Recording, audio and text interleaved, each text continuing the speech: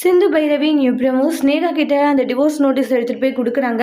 Sneha aunty இப்போதான் ரொம்ப சந்தோஷமா இருக்கு, ஆனால் அந்த முட்டாள் சிந்துக்கு எதுன்னு கூட தெரியாத அளவுக்கு சைன் போட்டு கொடுத்துருக்கா பாருங்களேன்றாங்க. அவளை பற்றி நம்மளுக்கு தெரியாதம்மா, பார்த்தியா? அவளுக்கு ஏதாச்சும் தெரிஞ்சிருந்தா தானே இது என்ன எதுன்னு அவள் பார்த்துருப்பா. ஆனால் அது தெரியாதே அவள் சைன் போட்டு கொடுத்துருக்கா. அவள் ஒரு முட்டாளாக இருந்திருக்கா அப்படின்றாங்க. எப்படியும் ஆண்டி, அப்போ நானும் சிவா ஒன்று சேர்ந்துருவோம்ல, கவலையே படாதம்மா. கண்டிப்பாக நீயும் சிவா ஒன்று சேர்ந்துருவீங்க. யார் என்ன நினைச்சாலும் உங்களை பிரிக்கவே முடியாதுன்றாங்க. எனக்கு இதுதான் வேணாண்டி, ஏன்னா நான் சிவாவை அந்த அளவுக்கு நேசிக்கிறேன். அவன் இல்லாத ஒரு லைஃப்பை என்னால் நினச்சி கூட பார்க்க முடியல.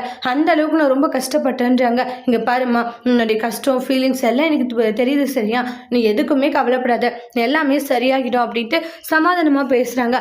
அப்போ தான் உங்களுக்கு மனசுக்கு ஒரு மாதிரி திருப்தியாக இருக்குது, எல்லா விஷயங்களுமே சரியாகிடும்னு சொல்லிட்டு அதுக்கப்புறமா பார்த்தீங்கன்னா ஸ்னேகா இருந்துட்டு, சிந்து அவ்வளோதாண்டி, இனி உனக்கு சிவா இல்லை, எனக்கு தான் சிவா. சீக்கிரமாகவே இந்த கோர்ட்டில் சப்மிட் பண்ணிட்டு உனக்கு டிவோர்ஸ் வாங்கி கொடுத்துட்டு சிவா கூட நான் சந்தோஷமா வாழ்றேன் அப்படின்ற மாதிரி முடிவெடுத்துட்டு இருக்காங்க ஸ்னேகா.